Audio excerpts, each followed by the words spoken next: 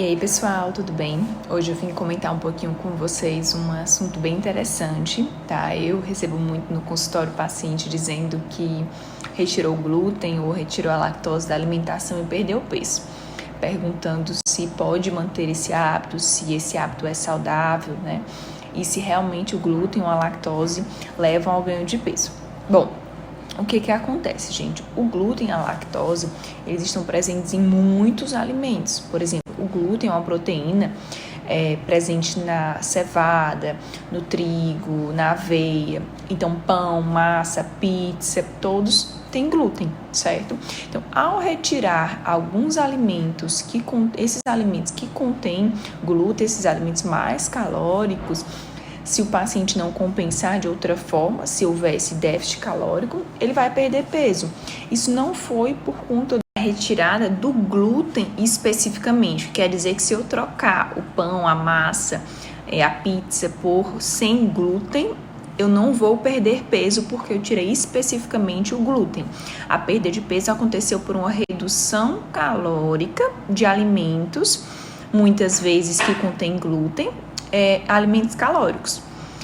Lembrando que quem tem doença celíaca ou sensibilidade ao glúten, né, eles têm, o glúten tem uma ação inflamatória no intestino, então podem causar diarreia do abdominal, até sintomas sistêmicos como anemia e, inclusive, risco maior de câncer. Então, pessoas com intolerância, com doença celíaca, devem sim restringir o glúten da alimentação, tá? Não na intenção de perder peso, mas na intenção de evitar esses efeitos adversos, tá?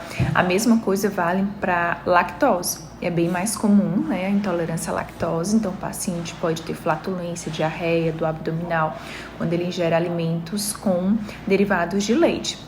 Eu tirei lactose da dieta e eu emagreci. Muitas vezes o paciente tirou várias coisas que ele gostava, que era calórica, que tinham leite, né?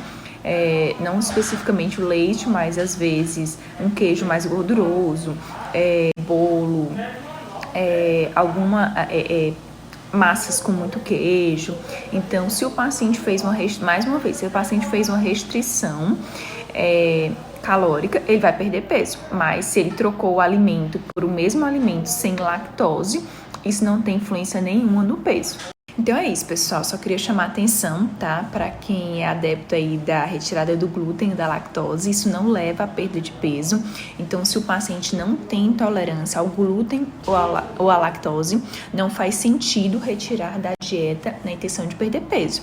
Claro que se o paciente está num processo de perda de peso, ele vai optar por alimentos menos calóricos. Então, muitas vezes, a gente acaba reduzindo a ingesta de glúten ou de lactose da dieta indiretamente, não nessa intenção, tá bom? Beijos, deixem os comentários, as dúvidas, tá bom? E compartilhem para quem tem essa dúvida.